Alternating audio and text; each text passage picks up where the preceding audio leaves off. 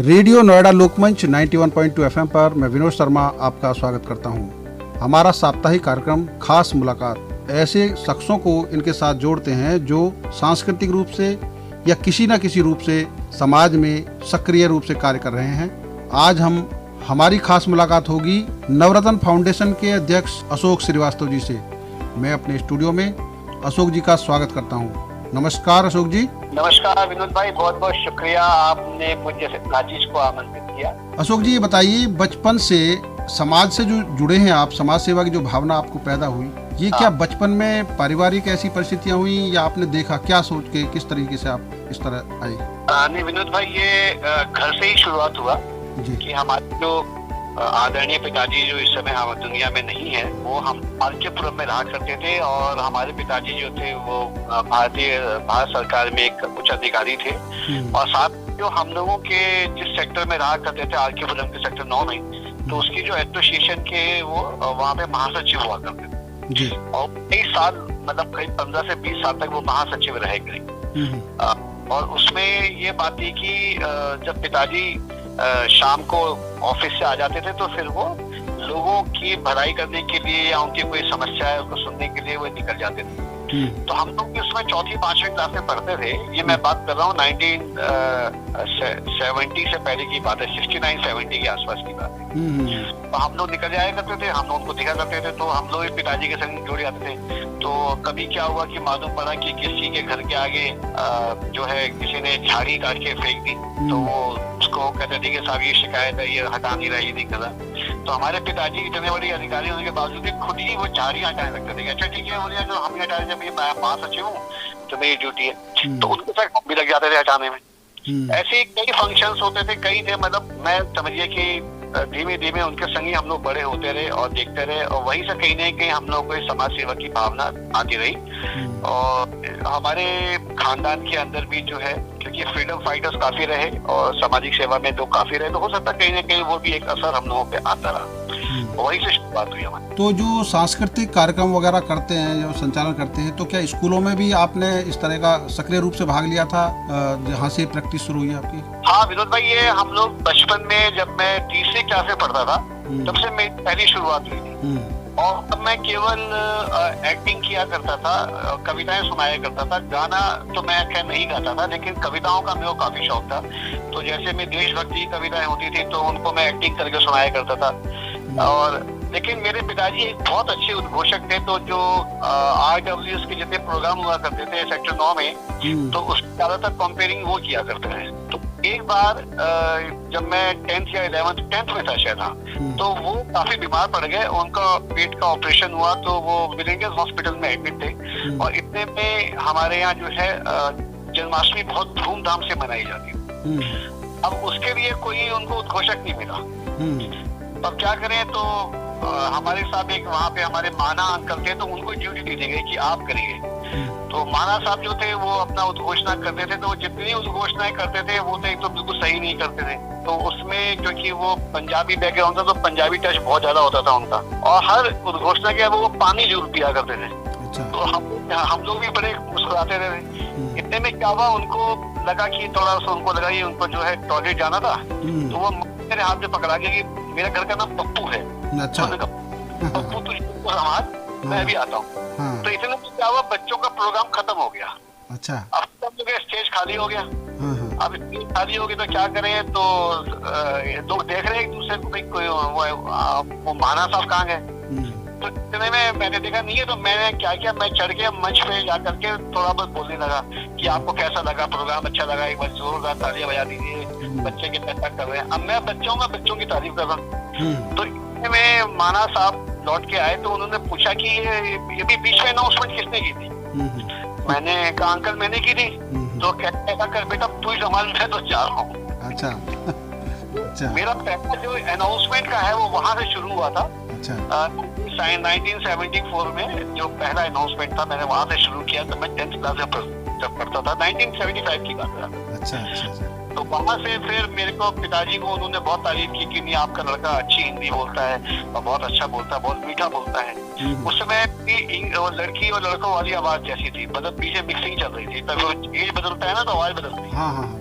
तो इसके बाद क्या हुआ कि धीमे धीमे पिताजी ने जब तक थे तो वो मुझे थोड़ा थोड़ा मन से बुला के कंपेयरिंग करवाया करता, अच्छा तुम इसके अब 5-6 के तुम कर दो, फिर मैं बोल दूंगा। तो थोड़ा फिर धीमे धीमे कॉलेज के अंदर जब मैं आया तो कॉलेज के अंदर मेरे को काफी मौका मिला करने का 1977 ऑनवर्ड्स के अंदर। और 1978 में हमारे कॉलेज के अंदर एक बहुत बड़े कलाकार, बहुत बड़े सिद्धत उद्घोषक साहब आए थे और उनको देख करके फिर मैंने उसको अपना ध्येय बनाया और आगे बढ़ा। तो कंपेयरिंग लेकिन साथ में हमने कल्चरल एक्टिविटीज को भी आगे बढ़ाए रखा। और मेरा पहला, मुझे ध्यान है कि पहला जो प्रोग्राम था मैंने जब मैं 11th क्लास में पढ़ता था 1976 के अंदर, तब हम लोगों ने इंडिपेंडेंटली अकेले अपने दम पे कल्चरल प्रोग्राम किया था और काफी अच्छा किया था। अच्छा, नोएडा से आपका नाता कैसे जुड़ा और कब आए नोएडा में आप, और जब आए तो आपने नोएडा में क्या देखा? ऐसा था कि 1986 में मेरी शादी हो गई थी। 1987 में हम लोगों ने बिजनेस स्टार्ट किया था, क्योंकि मैं नौकरी करता था काफी बड़ी कंपनी में और वाइफ आ गई, तो वाइफ भी जॉब कर रही थी। तो हमें ये लगा कि हमने जॉब काफी 7-8 साल कर लिया, 9 साल कर लिया, तो अब ऐसा करते हैं कि एक अपना बिजनेस ट्राई करते हैं। तो बिजनेस ट्राई किया, तो मैंने बिजनेस ट्राई किया तो बिजनेस काफी अच्छा चलने लगा।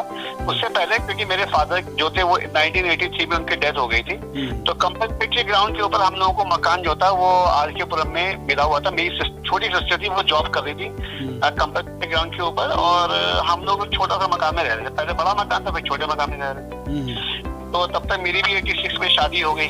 अब शादी हो गई तो हम लोग का मकान थोड़ा छोटा लगने लगा, लेकिन ये थी कि भाई जाए कहाँ, क्या करें। और फिर एक बार हमको ये, तब तक हमारी सिस्टर की भी शादी हो गई, तो एक बार हमको ये मालूम पड़ा कि हमारा जो छोटा सा मकान है, तो 2 कमरे का मकान था, उसमें रहा करते थे। तो ये मालूम पड़ा कि मेरी सिस्टर की भी सैलरी से 10% कटता था एचआरए, और हमारे जो बहनोई साहब थे वो एनबीसीसी के अंदर एग्जीक्यूटिव इंजीनियर, तो उनकी भी सैलरी से 10% कटता था। और वो हमसे पैसा देते नहीं रहे। तो सिस्टर कहती नहीं, हमें नहीं जरूरत है। तो हम लोगों को ये एक गिल्ट फील हुआ कि भैया वो तो पैसा दे नहीं रहे 2 साल से और हम यहाँ रह रहे हैं आराम से। तो हमने कहा चलो छोड़ते हैं मकान और कहीं और देखते। फिर हमने मुनीर का ट्राई किया, तो मुनीर का में जो फ्लैट काफी बड़ा था, लेकिन उसको खाली होने में अभी 4 महीने बाकी थे, 5 महीने बाकी थे। किसी ने हमें सजेस्ट किया कि आप नोएडा जाओ, नोएडा बड़ी अच्छी जगह है, बड़ा नया बसरा है और वहाँ पे बड़े बड़े फ्लैट हैं और आपको बहुत सस्ते काम में मिल जाएगा। तो अगर मुनीर में 2500 रुपए का मिल रहा था, तो हमको वही जलवायु रिया सेक्टर 25 में हम लोग गए तो देखने के लिए जो मकान हमने देखा था वो 3 बेडरूम था और वो हमें 1800 रुपए मिल रहा। तो हमने कैलकुलेशन किया कि अगर हम क्या कहते हैं पेट्रोल भी ज्यादा खर्च हो जाएगा तभी हमारा पैसा बचेगा, बिजनेस तो ठीक चल ही रहा है और वाइफ की जॉब भी अच्छी चल रही थी।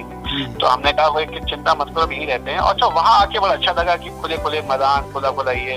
इससे पहले आरकेपुरम भी जगह अच्छी थी, मुनीर का बहुत कंजेस्टेड बसा हुआ है, तो हमने कहा ये जगह अच्छी है। फिर वहाँ पे आर्मी और एयर फोर्स का कल्चर देखने को जो मिला ना, तो मन भा गया। हमने कहा यही रहते हैं, क्योंकि वहाँ पे सभी बड़े अच्छे लोग थे, नए नए लोग आए थे, सबके बच्चे तो हम जैसे छोटे छोटे लोगों को भी अंकल अंकल बोलते थे, तो हमें कोई प्रॉब्लम नहीं थी उसमें।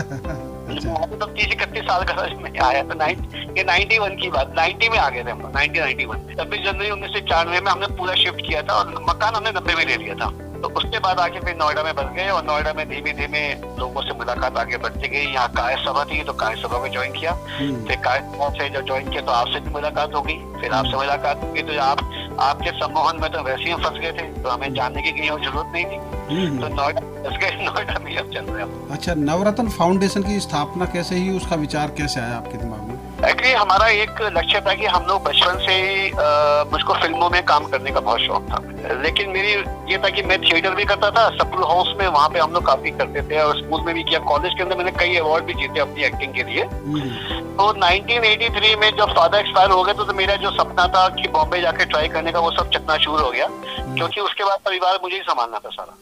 तो छोटी बहन थी, बाकी भाई और बहनें बाहर रहते थे, सिस्टर की शादी हो गई थी, वो कुवैत में रहा करती थी और 2 भाई थे बड़े, तो वो एक मुंबई में रहा करते थे और एक जो थे वहाँ। तो वो एक कहीं दिल में जो एक बात थी ना कि कुछ करने की, वो रह गई। और आपको मैं बताऊं कि मैं अगले 8 साल तक मैं मंच पे नहीं गया, मैंने मंच पे माइक भी नहीं पकड़ा, मैंने अनाउंसमेंट भी नहीं की थी 83 के बाद। फिर जब यहाँ आया तो यहाँ हमने सोचा कि पिताजी के नाम से कुछ स्कॉलरशिप शुरू करते हैं और लोगों का रुझान बढ़ेगा। तो वहीं से 91 में जब हमने काय सभा को, चतुर्भुज सभा को ज्वाइन किया और चतुर्भुज सभा के अंदर से हमने कल्चरल एक्टिविटीज, क्योंकि उसका मेरे को बहुत बड़ा झुकाव था, लगाव था, तो वही धीमे धीमे उसको बढ़ाना शुरू किया। और आते आते फिर ये हमें चीज महसूस हुई कि क्योंकि वहाँ पे चुटकू सभा में तो हर साल अध्यक्ष बदलते हैं, और मैं भी वहाँ पे 2 साल अध्यक्ष बन गया था, 4 साल अध्यक्ष रहा। उसके बाद ये आगे तो पद छोड़ दिया मैंने। लेकिन मुझे ये लगा कि कुछ एक ऐसा परमानेंट काम होना चाहिए जिसमें हम लोग, जो बहुत सारी प्रतिभाएं हैं, हम देखते थे कि उन्हें गाने का शौक है लेकिन उनको मौका नहीं मिलता, मंच नहीं मिलता। लेकिन एक केवल गाने की ही प्रतिभा नहीं है, कई लोग बड़ा अच्छा खाना बनाना चाहते हैं, कई लोग बड़े अच्छे टेलर बन सकते हैं, कई स्पोर्ट्समैन बन सकते हैं। तो इनकी प्रतिभाओं को हम क्यों नहीं आगे निकाल सकते? तो वहां से सोच करके फिर हम लोगों ने मैं उससे पहले लोकमंच के अंदर मैं जॉइंट जनरल सेक्रेटरी था, उनका फाउंडर मेंबर आज भी हूँ। तो क्योंकि तब तक लोकमंच में ये घोषणा हो गई थी कि अब वहाँ पे सांस्कृतिक कार्यक्रम नहीं होंगे।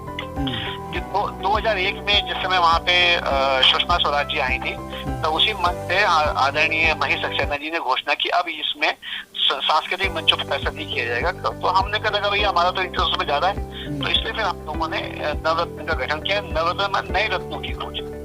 वहीं से हम लोगों ने सांस्कृतिक कार्यक्रम शुरू किए, नए नए लोगों को मौका देने से किया। और आपको जान के खुशी होगी, आज हम कम से कम हजारों लोगों को मौका दे चुके हैं और लोग कर रहे हैं। और कई बड़े अच्छे लोग हैं जो शेफ बन गए हैं, कई बड़े अच्छे लोग हैं जो अच्छे थिएटर में जा चुके हैं, कई अच्छे लोग हैं जो कि स्पोर्ट्स पर्सन बन गए हैं, कई ऐसे हैं कि जो बहुत अच्छे फैशन डिजाइनर बन गए। तो मतलब केवल हमने एक जगह नहीं रखा कि केवल ये समझे, मतलब प्रतिभा केवल संगीत में नहीं होती, हर जगह होती।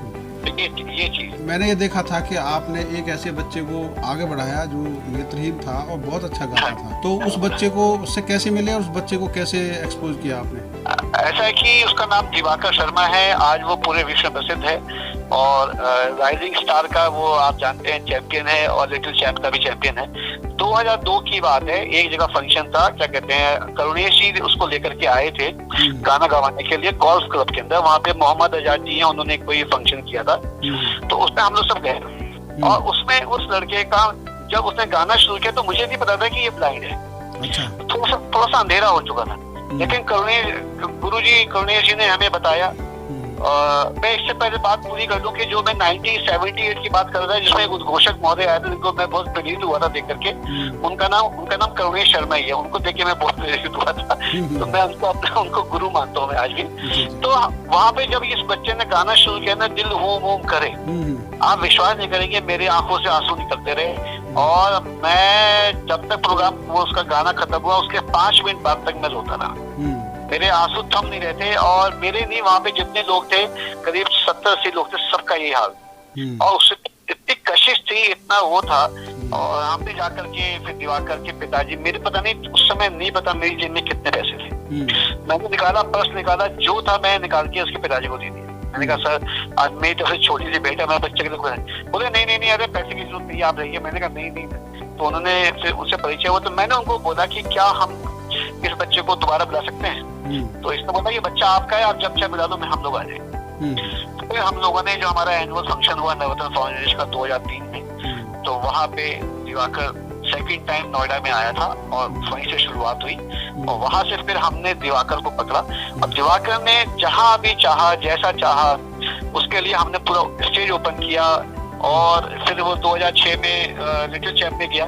लिटिल चैंप के बाद तो हमें जरूरत नहीं थी उसको प्रमोट करने की, बल्कि उसके द्वारा हम ही प्रमोट होते रहे। और पूरे इंडिया के अंदर हम लेके गए उसको, पूरे इंडिया में गए। आप मतलब चाहे सिक्किम हो, चाहे वो बनारस हो, चाहे लखनऊ हो, चाहे पटना हो, और चाहे मुरादाबाद हो, चाहे मेरठ हो, जहाँ मौका मिला दिवाकर गया और दिवाकर को किया। और दिवाकर के संग कभी भी उनको, जैसे उनके फादर को खैर कभी फाइनेंशियली जरूरत नहीं पड़ी क्योंकि वो खुद ही वेल ऑफ हैं, अच्छे खासे। लेकिन एक होता है कि बच्चे को मौका देने के संग उसको एक एक्सपोजर मिलना चाहिए, और वो काम नवरत्न ने जरूर किया है। और इसके लिए हम दिवाकर के शुक्रगुजार के पिताजी सुनील के शुक्रगुजार हैं कि उन्होंने हमें बच्चे को हमारे संग जोड़ने का मौका दिया। इस समय नवरत्न फाउंडेशन की कौन सी प्रकल्प काम कर रहे हैं और उसमें क्या सफलता ऐसी मिली है? कोई ऐसा दिन भी आया जब आपको लगा हो कि हाँ ये हमारा संकल्प अच्छा साबित हुआ जिससे एक लोगों की जिंदगी बदल रही है? अगर मैं गिनाना शुरू करूं तो मुझे भी शायद मैं भी भूल जाऊं। हम लोगों ने शुरुआत तो इसी में की थी कि अनसीन जो टैलेंट होता है उसको निकाला जाएगा, और साथ में अनसीन टैलेंट हमने ये भी देखा कि समाज सेवा में भी बहुत ज्यादा है। और उसमें अनसंग हीरोज बहुत सारे हैं जिनको हम लोग वो काम तो करते हैं जो कि ना तो किसी से पैसा लेते हैं कुछ करते हैं, बल्कि अपनी जेब से पैसा खर्च करते हैं, अपना समय देते हैं, अपने घर वालों की बातें सुनते हैं, लेकिन सामाजिक कार्य करते हैं। तो उसी में हम लोगों ने नवरत्न पुरस्कार की घोषणा की थी। उसमें सबसे बड़ा पुरस्कार हमने 11,000 रुपए का श्री फतेह बहादुर निगम साहब की स्मृति में रखा था। ऐसे करते करते फिर हमारे जितने 10-11 पुरस्कार हैं सभी हमारे कैश अवार्ड हो गए, और उसमें अभी तक हम लोग करीब 250 से ज्यादा लोगों ने 250 में 350 लोगों को ज्यादा हम पुरस्कृत कर चुके हैं।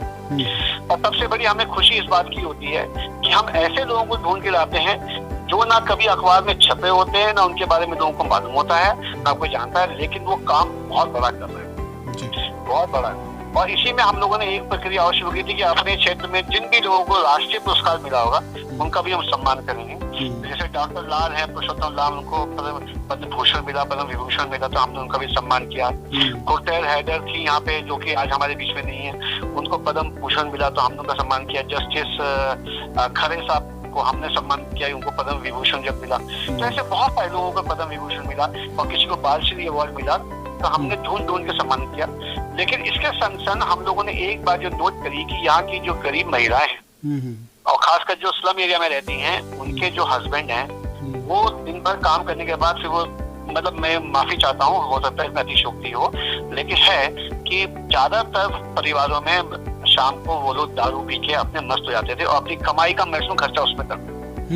जो भी कमाते थे वो वही खर्च करते थे ज्यादातर। तो आज जब मैं 2007 में मैंने इलेक्शन लड़ा था, तो मैं गांव में, और जब मैं स्लम में घूम रहा था, तो तब मुझे सेक्टर 17 के अंदर मेरी मुलाकात क्या कहते हैं रितु सिन्हा से हुई।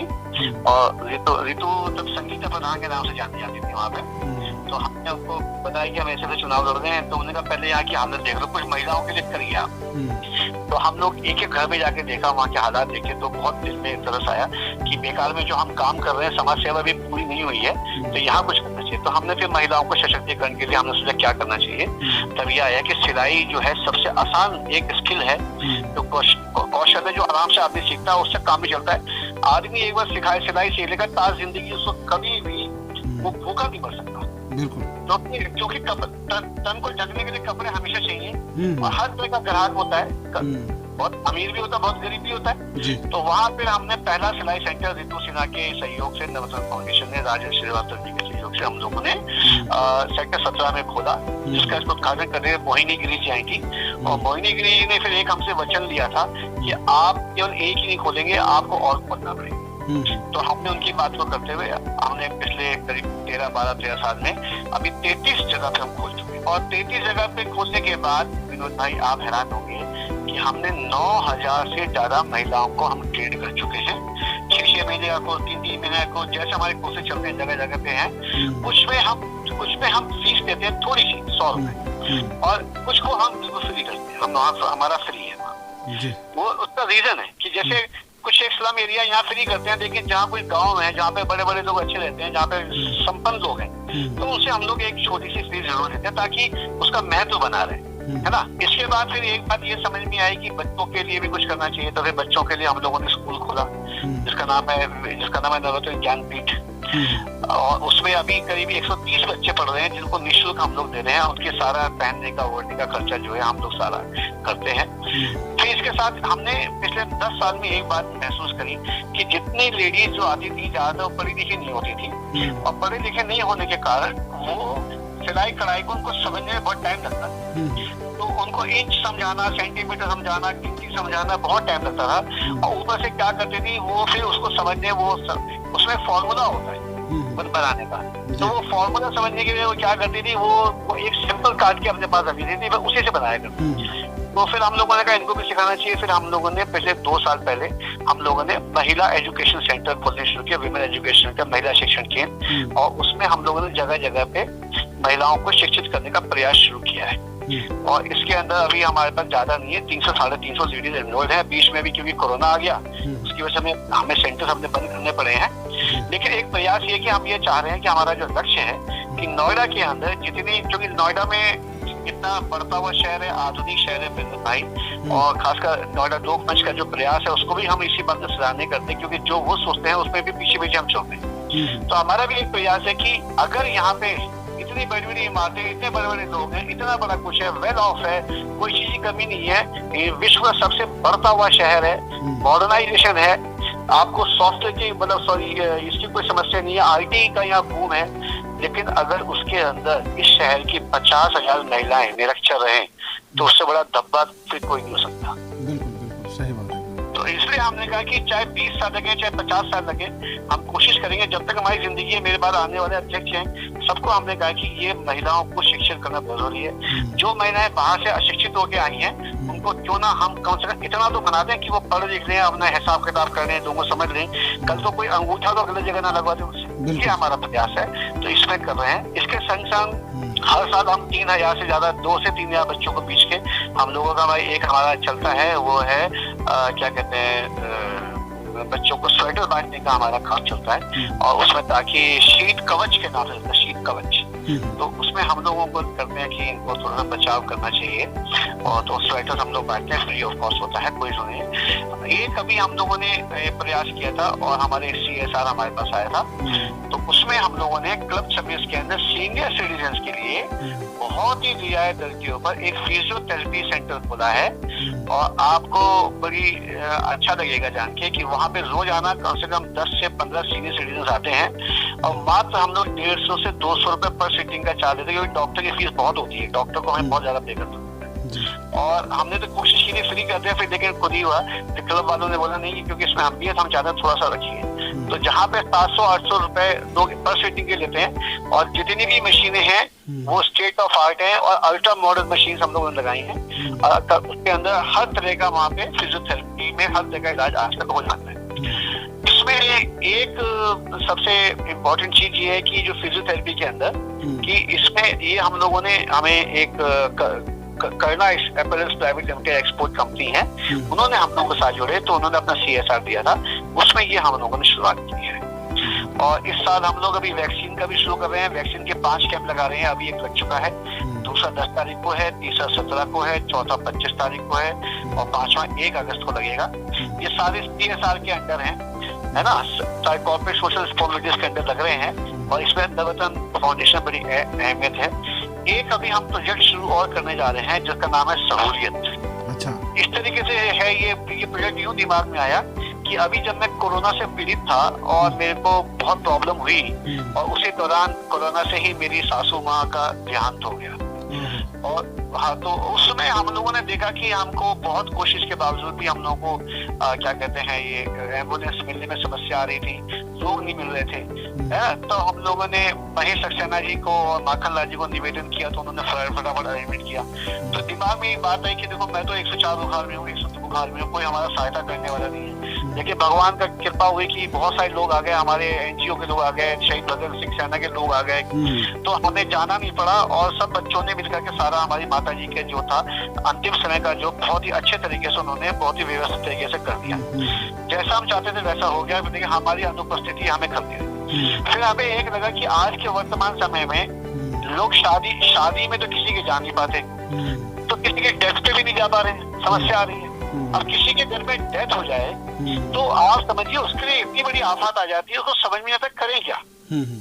तो हम लोगों ने ये सोचा क्यों ना एक हमने सहूलियत के नाम से शुरू करें और कुछ हम लोग प्रोफेशनली मैनेज लोगों को इकट्ठा करें, उनको हम पे करें, साथ में 1-2 एम्बुलेंस हम लोग पैसा इकट्ठा करें, खड़ा करें कि जिसको जरूरत हो उसको एम्बुलेंस मिल जाए। साथ में अंतिम समय में कैसे बॉडी को बांधना है, क्या करना है, कैसे ले आना है, आरती को कैसे तैयार करना होता है, क्या अंतिम समय के हैं, ये आज 99.9% लोगों को नहीं मालूम है। और जिस समय मैंने देखा कोरोना में, मेरे पास सैकड़ों कॉल आई कि हमारे घर में डेथ हो गई है, कोई बताओ या क्या करें, किसको हम कांटेक्ट करें। वो तो कुछ प्रोफेशनल बॉडीज थी, हमको बता देते तो वो वो करते थे। अब लोगों ने इसका फायदा भी बहुत उठाया, जो काम 2000 का था उसके 20,000 रुपए दिए, ठीक है ना। लेकिन अब उस समय तो आदमी दे देता है कि उस समय मजबूरी होता है। तो हमने कहा क्यों नहीं ये संस्था की तरफ से करें, इसमें हमारा विचार चल रहा है। इसमें कई संस्थाओं ने हमें हाथ आगे बढ़ाया है।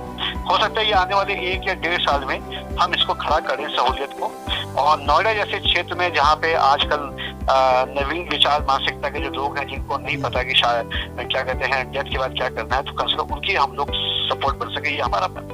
बहुत अच्छा, आपने रेडियो नोएडा लोक मंच 91.2 FM से अपनी बातें शेयर की, नवरत्न फाउंडेशन के बारे में जानकारी दी और विस्तार से बताया। इसके लिए आपका बहुत बहुत शुक्रिया। धन्यवाद भाई, आपने मुझे मौका दिया, हृदय से आभार, बहुत बहुत शुक्रिया। थैंक यू विनोद भाई, थैंक यू। अभी आप सुन रहे थे अशोक श्रीवास्तव जी को, जो नवरत्न फाउंडेशन के संस्थापक भी हैं और सामाजिक रूप से नोएडा शहर में काफ़ी सक्रिय हैं। हम ऐसे लोगों को आपके साथ जोड़ते रहेंगे। आप सुनते रहिए रेडियो नोएडा लोकमंच 91.2 FM, आपकी अपनी